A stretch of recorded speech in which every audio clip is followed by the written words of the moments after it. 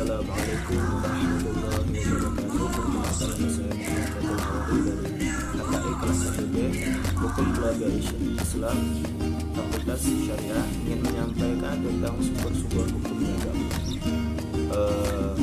Sumber hukum dagang adalah keseluruhan aturan hukum yang berlaku dalam lalu lintas perdagangan atau dunia usaha yang bersumber dari aturan hukum yang telah dikodifikasikan maupun yang ada di luar kodifikasi.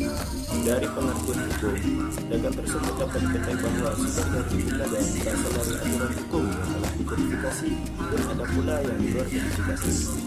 Adapun sumber-sumber hukum dagang Indonesia yang telah dikodifikasikan adalah itu yang kita ketahui adalah Kitab Undang-Undang Hukum Perdata atau KUH Perdata terbagi atas 4 buku.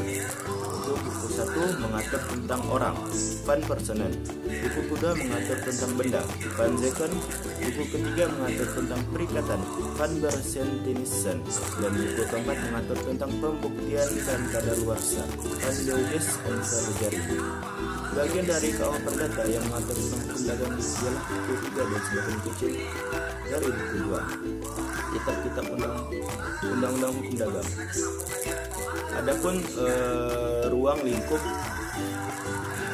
lingkup dari hukum dagang itu hukum dagang itu sebagai perangkat atau tata cara pelaksanaan kegiatan perdagangan industri atau keuangan yang dihubungkan dengan produksi atau kegiatan tukar menukar barang.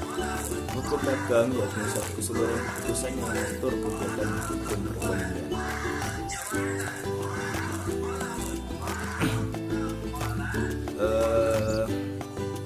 Adapun pembagian hukum sipil ke dalam KUH Perdata dan KUHD hanyalah berdasarkan sejarah saja, yaitu karena dalam hukum Romawi yang menjadi sumber terpenting dari hukum perdata Eropa Barat, belum terkenal peraturan-peraturan sebagai yang sekarang termuat dalam KUHD, sebab perdagangan antar negara baru mulai berkembang dalam pertengahan.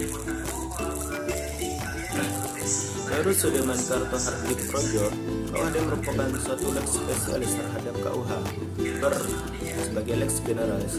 Maka sebagai lex spesialis, kalau andai kata dalam KUHD terdapat ketentuan mengenai hal yang dapat aturan pula dalam KUH Perdata, maka ketentuan dalam KUHD itulah yang berlaku. Dalam hubungan hukum dagang dan hukum perdata ini dapat pula kita bandingkan dengan sistem hukum yang bersangkutan di negara Swiss.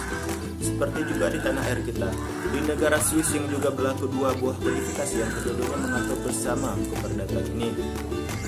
Ketentuan umum pasal 1 Kitab Undang-Undang Hukum Perdata, seberapa jauh daripada dalam kitab ini tidak khusus dalam penyimpangan yang berlaku juga terhadap hal yang dibicarakan kitab ini.